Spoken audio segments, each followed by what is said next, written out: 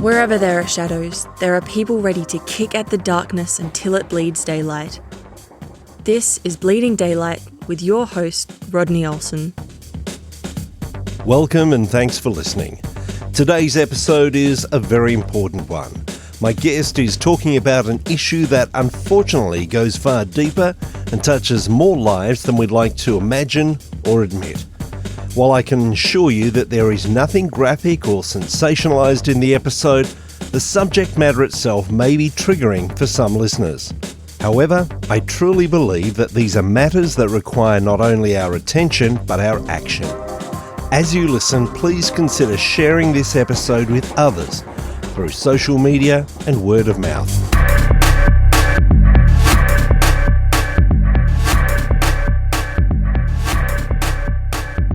Today I'm speaking with Jennisue Jessen, a survivor of unimaginable trauma, who has transformed her pain into a message of hope and healing. Jennisue shares her harrowing story of childhood exploitation and the deep spiritual journey that led her to find faith, freedom, and purpose. Through her experiences, she has become a passionate advocate for others, shining a light on the darkest places and helping those who have suffered to find their voice and reclaim their lives. She is an author and the founder of the ministry Compass 31. Jennisue, welcome to Bleeding Daylight. I am so excited to spend some time with you, Rodney, and your listeners. Thank you for having me. Before we start our conversation, it is worth saying that the things that you're about to share could be troubling or triggering for some people. And I'm sure that you've shared your story many times, but the fact that it is deeply personal means that it may even be difficult for you to share as you continue to. So I do thank you for your openness. But can you take me back to the day that your childhood was stolen from you? Absolutely. Thank you for that compassion and that introduction. It is challenging to share my story, except as a child growing up, I learned that my survival was dependent on my silence and my submission. So reclaiming my voice has been a tremendous healing journey, and therefore I'm really grateful that you would share your platform with me for a few minutes. My once upon a time starts at the age of 4. I grew up in the U.S., in the Midwest, the buckle of the Bible Belt. It started like any other day for a 4-year-old bouncing around with pigtails. My grandfather took me to work with him, and he worked at a train station. And all day long, I was spoiled rotten by all the workers. I was the only kid on site. They were giving me treats and candy and all the things. But I spent a good deal of time with one man in particular whose job it was to move the train cars back and forth in the train yard.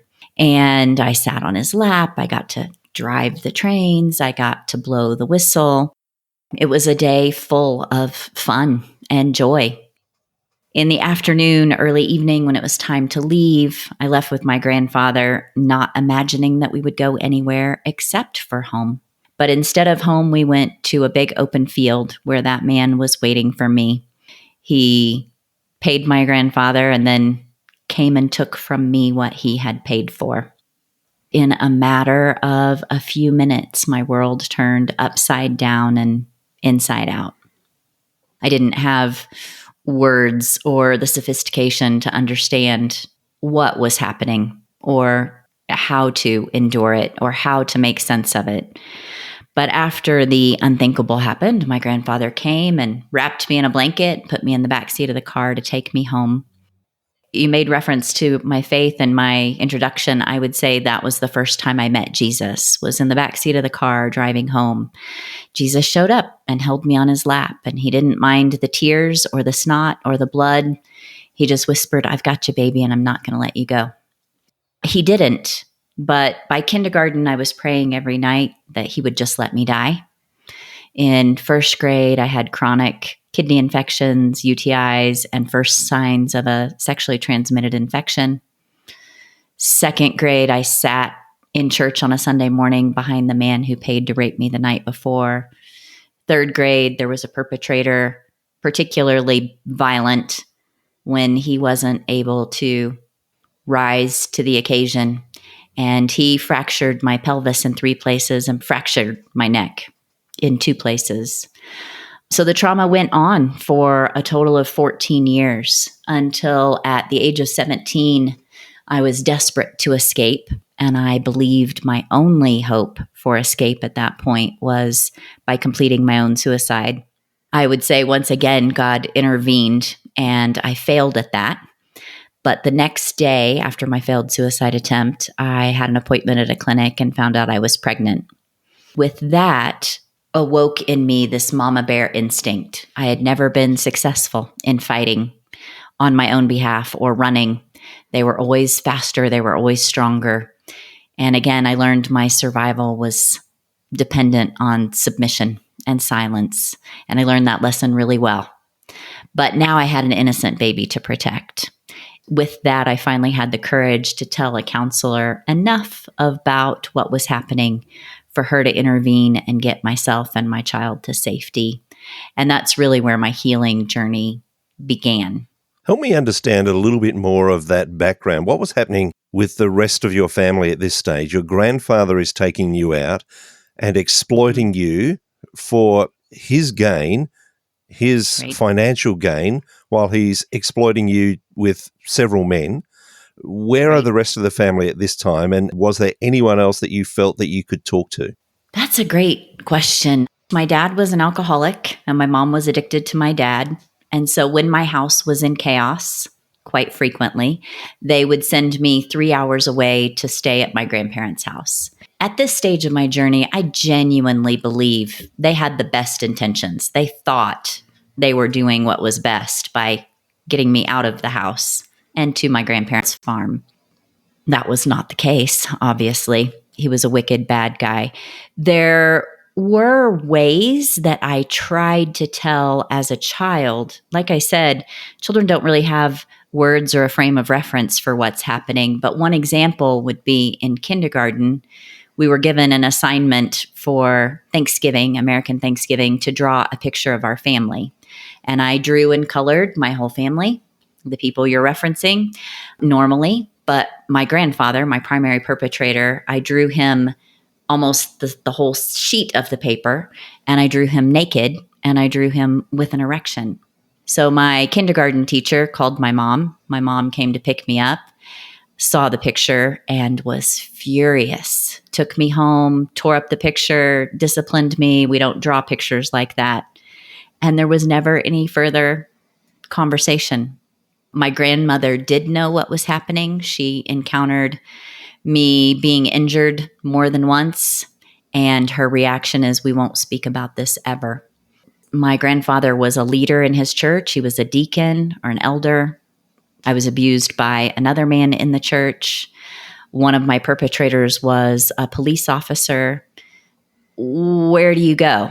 Where do you go from there? If my mom says we don't talk about this, we don't draw pictures like that. If my grandmother says this will never be spoken of, if the people who are supposed to be safe in the church or in law enforcement are not, then there's very little resource for a 5, 6, 7, 8, 10, 15-year-old to find freedom.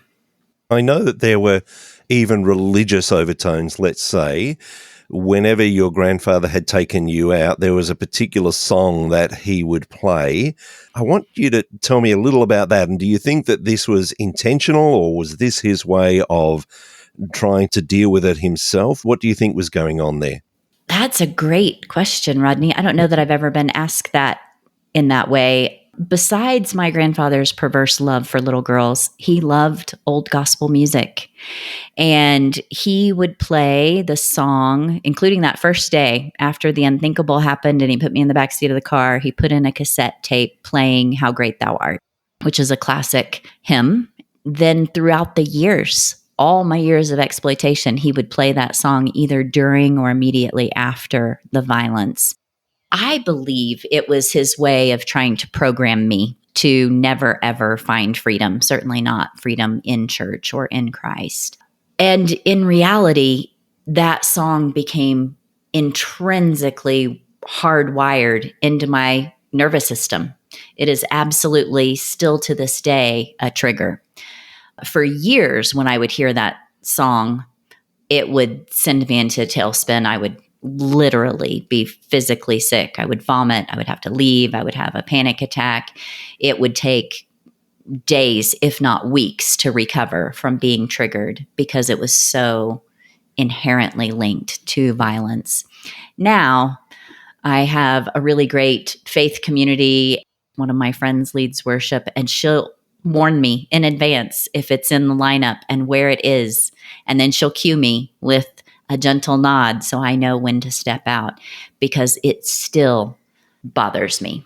So what his motive was, I don't know. He was in church every Sunday. Like I said, he was a leader in his church.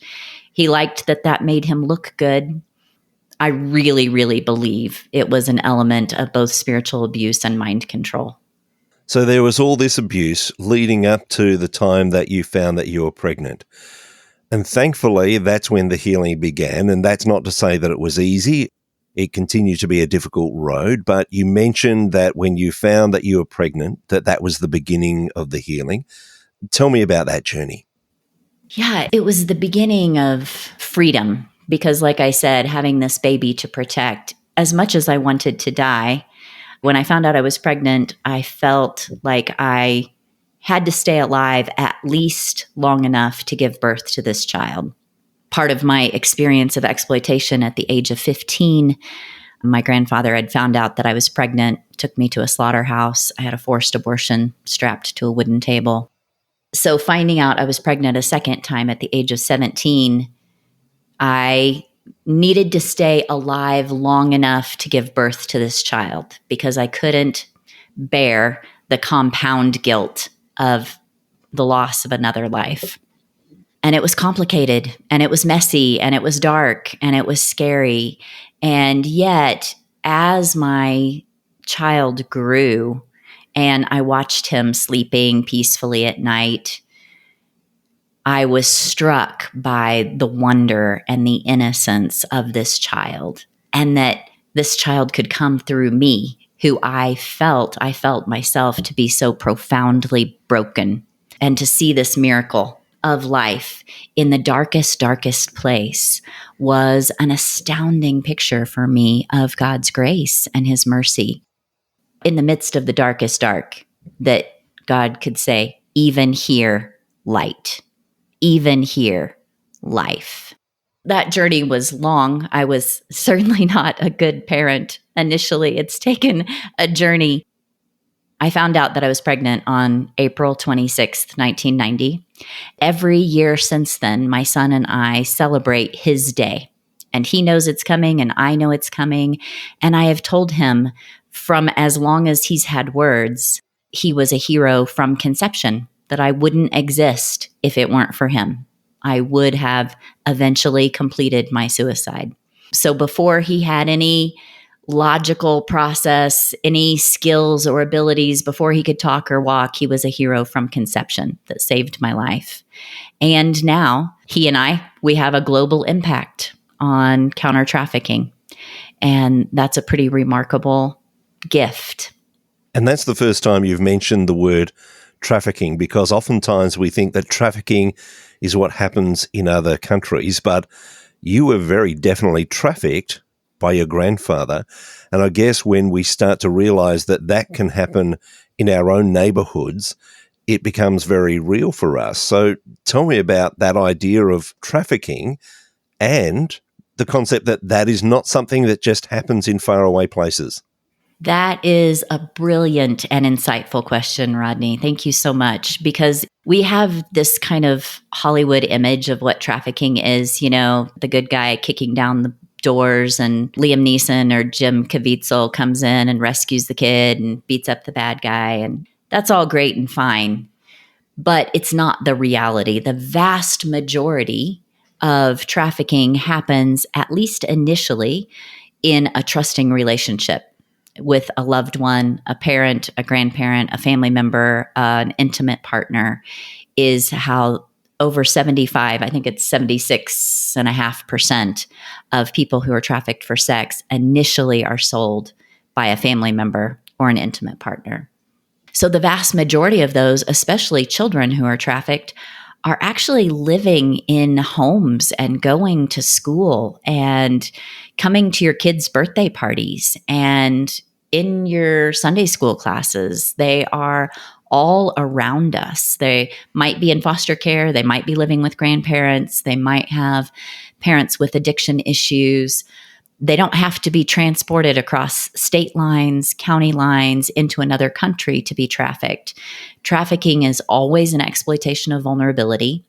And in this case, it's an exchange of something of value, money, or something else of value, in exchange for the opportunity to gain sexual access to the individual being sold.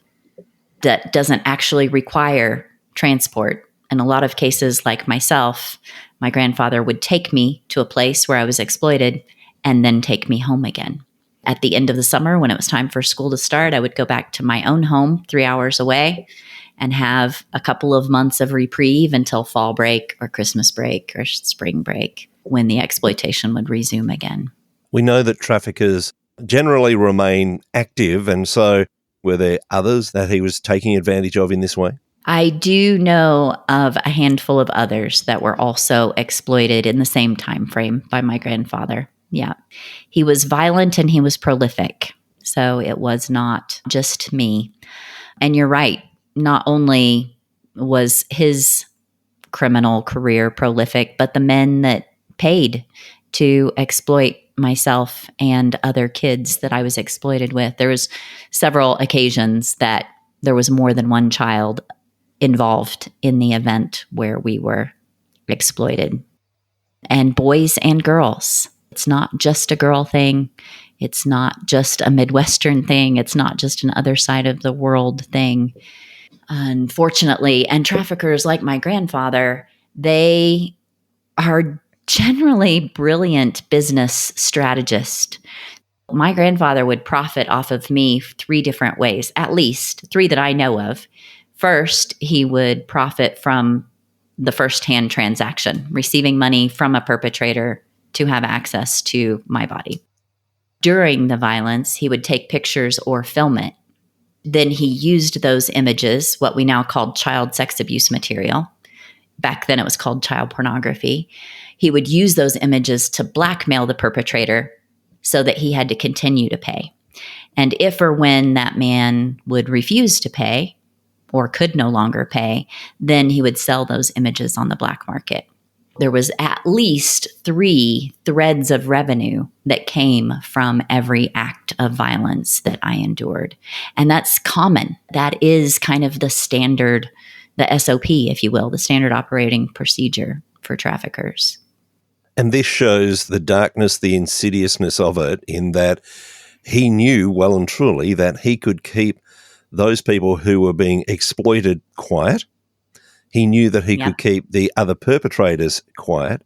And so he lived in this place where there were so many people actually involved, both perpetrators and those being exploited, and yet he must have felt that no one was going to ever touch him because he was able to keep all parties quiet and continue with what he was doing. Yeah, he definitely was a big fish in a small town, nowhere, Missouri, but he was wealthy, he had status, he had power. I don't even know how many black male films or pictures there were. I was just one of a handful of children that I know of. He operated with impunity. Like I said, one of my perpetrators was a police officer. One of them was a judge. They were normal guys that you would see on the street, respected guys that you would see on the street, family men that you would see on the street. They don't look like monsters, which is another misconception about perpetrators. We tend to think that they're hidden in a basement and they have claws or horns or something. But in reality, the buyers of sex most often are middle-aged married men with upper middle class income because they have the time and money and capacity to use their influence to gain whatever they want. And often that is at the expense of women and children. You mentioned that your son was a very big part of the healing process for you, but also that it was messy. So tell me a bit more about the way that you continued to walk that journey of healing. I can't really share a whole lot about my healing without also sharing my faith. I don't think that I would be here without the intervention of God on my behalf. One of the things that was really critical was I had been invited to a church. I'd given my life to the Lord when I was 14. I had heard a message. I believed it, that Jesus was my savior. I had met him in the dark so many times in the midst of violence. I was like, oh, I know him. Yes, that's what I need. I need a savior. He's it. I believed it. Unfortunately, the violence continued.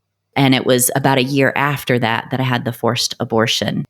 So I was bewildered about who is God and what's this all about.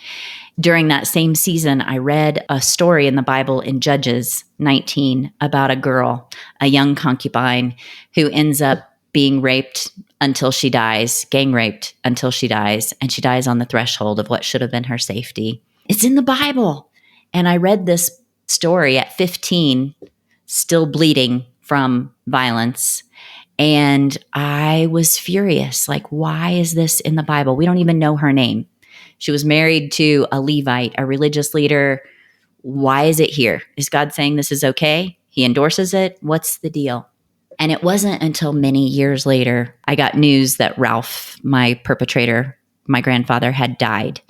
And when I got the news, Rodney, I started crying. And I cried for 3 stinking days. I cried. And finally, my husband came to me and he was like, what is the deal? We've been waiting for him to die for years. What's the deal? And I said, I don't know. And my husband was like, you need to figure it out. So I went upstairs. I got down on my knees. I cried out to Jesus, like, I just needed to know that it mattered. I didn't expect an apology. There wasn't going to be some big family reunion. I wasn't going to take my kids back for Christmas dinner. But on some level, before he died, I wanted some affirmation that all it cost me, the blood, sweat, and tears, the years of nightmares, the suicidal ideation, the PTSD, that it was worth something. And so I was wrestling that out on my knees at the side of the bed. Jesus, I just needed to know it mattered. And I feel like Jesus answered me as clearly as he ever has. He nuzzled in close and he said, it mattered, child. I wrote it down. Go read Judges 19. The point was that this unnamed girl who experiences tremendous violence to the point of death is there not because God condones it, but it's there because he's a God of justice, and it mattered. It mattered. He wrote every detail down so that thousands of years later, I'm still talking about this my little sister, this Levite concubine. She represents not only my story, but every story of women and children, boys and girls all around the world who encounter unthinkable violence and often die in the midst of violence. And it seems like they're overlooked. And God goes, no, it mattered. I wrote it down. You matter. And that has been a pivotal piece of my recovery, knowing that I'm not defined by my trauma. My trauma was an experience. It is not my identity. My trauma equips me to move through the world and even enter into incredibly dark spaces because I know the dark. I can see in the dark, and I know the worst that man can do. So I can navigate those spaces and do it in a way that empowers others to find freedom. Tell me about that empowering, because you've founded a ministry, you've written about these issues, you're reaching out and you're trying to ensure that this doesn't happen for the next one and the next one and the next one. Tell me about that ministry. Absolutely. In 2011, I was living in Southeast Asia, actually northern Thailand. My husband and I could not go on a date on Friday night without encountering little kids being exploited. It was everywhere we turned. Like, you go to a normal restaurant, a normal place to eat, a fancy place, a dive, and everywhere we went, we would encounter men on dates quote unquote, cringy with little kids. And so I knew at some point that God would use my story, because really it's his story, in a redemptive way. And that's where our work was born. Our organization is called Compass 31. If people want to find us, they can find us online, compass31.org. We work to fight trafficking through prevention, restoration, and leadership development. So we have a prevention tool that's now operating in 44 countries. We have restoration projects in 5 countries. And leadership development is this very unique piece that is distinctive. I haven't found it in other counter-trafficking organizations. I'm sure it exists somewhere. But our leadership development, we actually have a hire to study program. So all the survivors in our restoration projects actually earn a stipend every month based on their performance and participation in school. And they put it in savings, and they go to the mall with their friends, and they help support their families. But we walk with them to their highest capacity. If they want to go to trade school, great. If they want to go to beauty school, great. We've had 1 graduate law school and pass their bar exam. We've had 2 graduate with master's degrees in social work. We have 2 more master's degree candidates that are scheduled to graduate next May. So that is the way that we're working together to raise awareness and fight trafficking. Just this year alone, I've been in Mexico, Honduras, Thailand, Greece, Turkey, Uzbekistan, and Mexico again. I travel quite a bit, both doing human trafficking prevention, raising awareness, but also working with law enforcement, social workers, and people who are impacted by trauma. I teach how trauma impacts the brain, and where I'm able and invited to do so, teach how to find Jesus in the midst of the darkest dark. And as a Jesus follower, you would recognize that there is an enemy.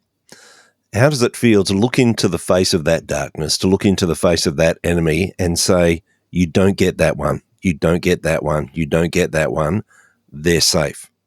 It's such a juxtaposition that I live in, because I'm daily confronted with the darkest of the dark. I sit with these kids, I sit with these girls, I hear their stories. They certainly are reminiscent of my experiences, so that is triggering, right?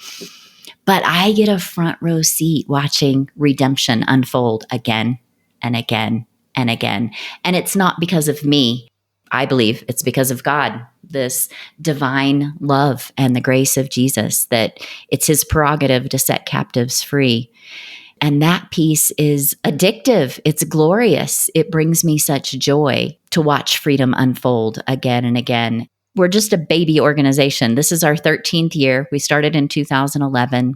But last year, God allowed us to impact more than 53,000 individuals. And so far, our recovery rate for people who come out of exploitation is around 92%. The standard in a secular environment is a recidivism rate of about 94% will return to exploitation.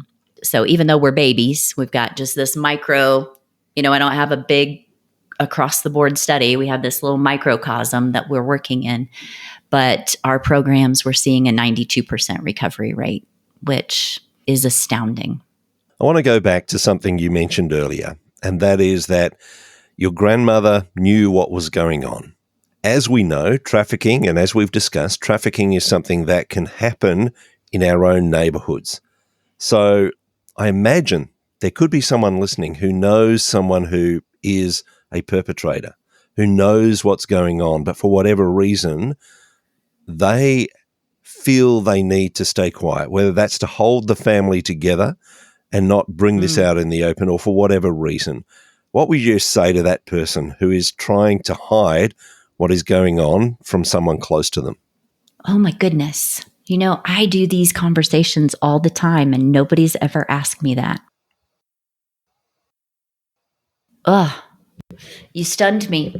I would say that there is the perpetrator of violence. In my case, my grandfather, primary perpetrator. And then there are those who are complicit in it. And those who are complicit in it are also guilty. Trafficking does not happen in a vacuum. It happens because of a whole network of support that empowers a perpetrator to continue to act. And so for those who are complicit, first, I would say, I can have compassion for you. Whatever is silencing you, I know what it's like to be silenced. I lived that. I know what the pressure, the fear, the anxiety, the lies that keep you silent are. So I can have compassion for that. And also, if you know it's your responsibility to act, that we are all created on purpose, for a purpose, that God created good works in advance for us to do. And if you know that violence is happening and you don't intervene, then at some point you're going to stand before the throne and explain why you didn't intervene. And being afraid isn't, I don't think, a good enough answer. I can have compassion for it. And also, I can say there are resources, there are hotlines, there are safe ways to intervene. If you're staying quiet to keep your family together, chances are it's not the family you think it is. It probably needs to be blown up so that every individual, and maybe even the primary perpetrator, can find freedom and find healing and find grace and find justice. That's heavily reliant on the people who know and don't say anything. And that's not just, I mean, it can be teachers. Like my first grade teacher is the one that discovered that I was uncomfortable in my seat and at playground and took me to the nurse and discovered that I had an infection that needed to be treated. My kindergarten teacher, she saw the picture that I drew of my grandfather. While they called my mom, they didn't take any further steps than that. They knew I stayed at home. They didn't go beyond that. And so they did what they could, but they didn't take any action that was effectual. I would say we're silent and we're submissive because we think our survival depends on it, when in reality, somebody else's survival might require your voice. And what about for those, both women and men, who have been exploited at a younger age, have continued to stuff that down and say, no, I'm just going to act as if that never happened, and are still dealing with the after effects of that all these years later? I know it must be difficult for them to come out and tell their story, but what would your words be to them? Yeah, that's a much more familiar space for me to navigate. That's where I live a lot of my time. I tell people that have experienced sexual violence and or exploitation that the shame is not yours to carry. You're not broken. You're not the bad person. Nothing they could do could ever break you. Humans don't get broken and need to be fixed. We get wounded and need to be healed, but not broken. And that they have everything within them to heal from what has happened. I can't say what anybody else should do, whether they speak up, whether they tell a counselor, whether they tell their intimate partner, whether they don't tell anyone, but they journal it. For me, it came to a point that I thought, if I don't speak what happened, then it might as well be locked in a box and it never has an impact other than the negative impact it has on me. But if I let it out of the box and I speak about it, and initially I would just speak to like one person at a time. I worked on a rape crisis line. I did support in that way. And I would share just one person at a time, and for them to see the potential of healing and hope light up. Oh, well, that made it worth it. So it gave me courage to share another time. Well, that made it work. That and in bigger groups and in bigger platforms and in more spaces. And again, each time I have an opportunity to use my voice, I see at least one, if not two, if not many, many, come forward and share their stories of exploitation, many times for the very first time, when they recognize, hey, this isn't my shame to carry. I don't have to carry it in silence anymore. I can lay it down and begin to walk in freedom. That's my word for both men and women. We all navigate it differently. There's certainly stereotypes and gender roles that tend to make men want to keep it secret in a different way than women do. but the healing happens. I think the truth sets us free. I believe that to be true. I've seen it again and again and again. Jennisue, I'm sure that there are people who would want to be connecting with you, finding out more about your ministry. Where is the easiest place for people to find you? Thank you for that. They can find me. We have a website, compass31.org.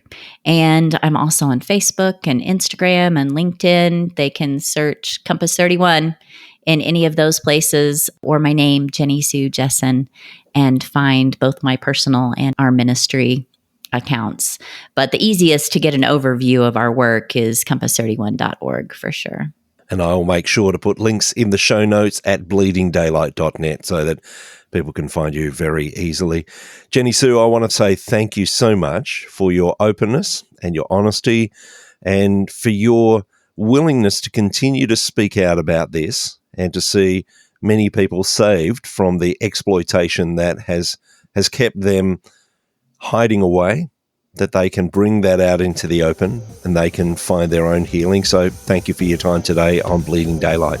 Absolutely. Thank you, Rodney.